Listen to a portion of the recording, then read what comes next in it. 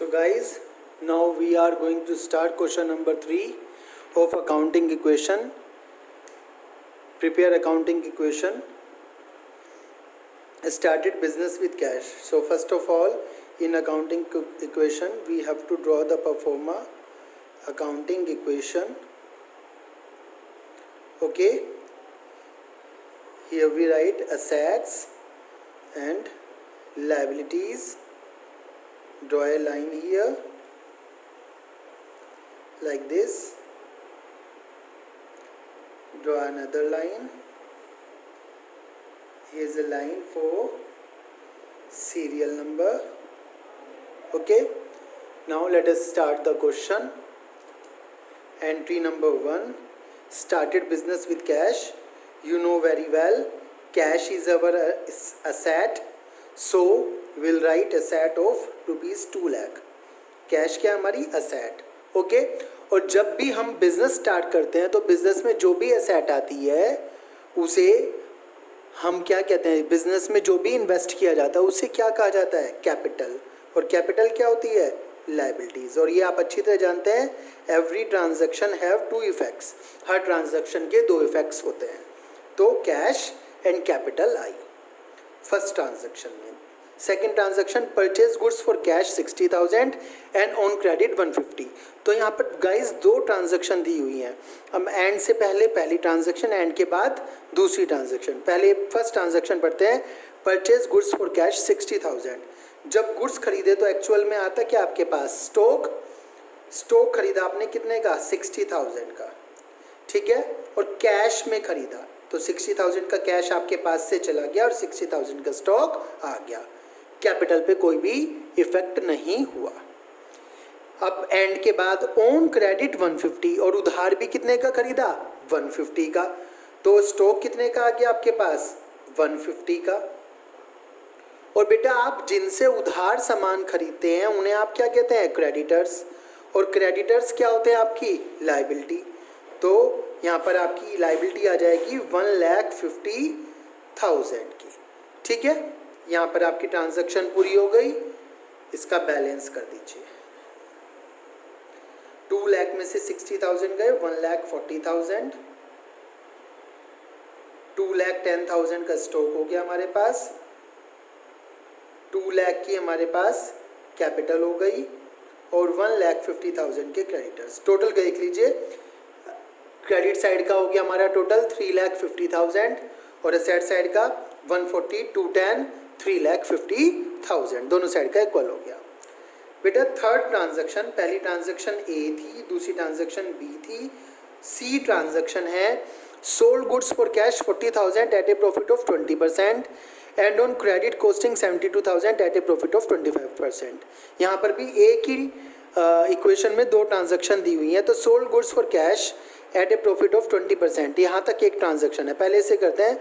Sold goods for cash, सामान नगद बेचा 40,000 का, कॉस्टिंग 40,000, 40,000 की कीमत वाला.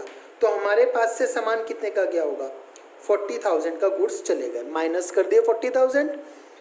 एट ए प्रॉफिट ऑफ 20%, बेटा 20% का प्रॉफिट, 40,000 का 20% कितना हो जाए, 4 2 8, 8,000 के प्रॉफिट पर. तो 40 के सामान को 8,000 के प्रॉफिट में बेचा तो कितने बेचा, 48,000 में. तो एक्चुअल में गुड्स आपके पास से कितने के बिके, 48. और किस में बेचे आपने, कैश में बेचे. तो कैश आ गया आपके पास 48,000. अब एक वही वाली बात, 40 के सामान को आपने 48 में बेचा, 40 के सामान को 48 में बेचा, तो प्रॉफिट हुआ क्या, loss.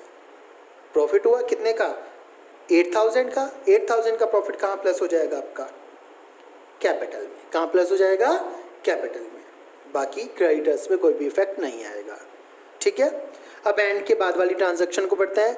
On credit costing 72,000, on credit उधार बेचा, कॉस्टिंग 72,000, 72,000 वाले गुड्स. तो आपके पास से कितने के गुड्स गए, 72,000.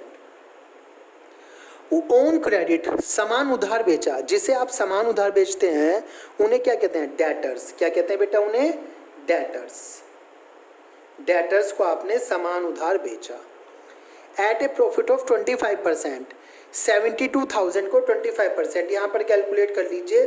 72,000 का 25% कितना होता है बेटा, निकालना था आपको 18,000। कितना आ गया 18,000।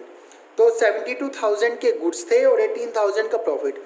कितने में बेचा आपने सामान डेटर्स को 90,000 में। कितने में बेचा 90 में। 72,000 वाला 90 में बेचा तो प्रॉफिट कितने का होगा 18 का। 18 का प्रॉफिट कहाँ प्लस हो जाएगा कैपिटल में। प्रॉफिट कहाँ प्लस होता है कैपिटल में। और लॉस कहाँ से माइनस होता है कैपिटल से। एक्सपेंस कहाँ से माइनस होता है कैपिटल से।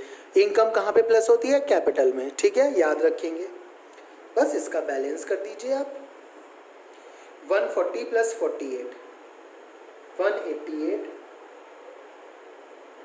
210 माइनस 40 माइनस 72 ये बच गया 98,000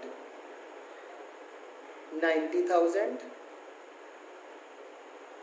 ये हो गया आपका 2,26,000। ये हो गया 1,50,000। अब जो डी ट्रांजैक्शन है वो कह रहा है पेड फॉर रेंट।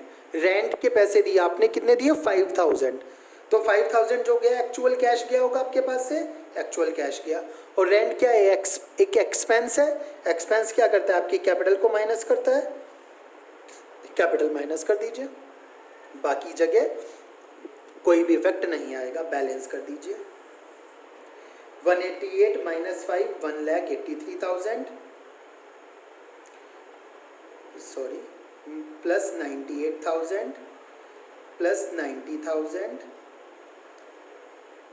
2,21,000 प्लस 1,50,000। और देखिए दोनों साइड का टोटल इक्वल रहेगा। आपको हर ट्रांजैक्शन के बाद दोनों साइड का इक्वल क्या रहेगा इक्वल मिलेगा। ठीक है। तो इस तरह से आपको क्या करना है अकाउंटिंग के क्वेश्चन को सॉल्व करना है। आपको इसमें जो भी प्रॉब्लम हो you can ask me. Okay कहीं भी कोई भी प्रॉब्लम हो you can ask me any time. Okay बेटा थैंक यू।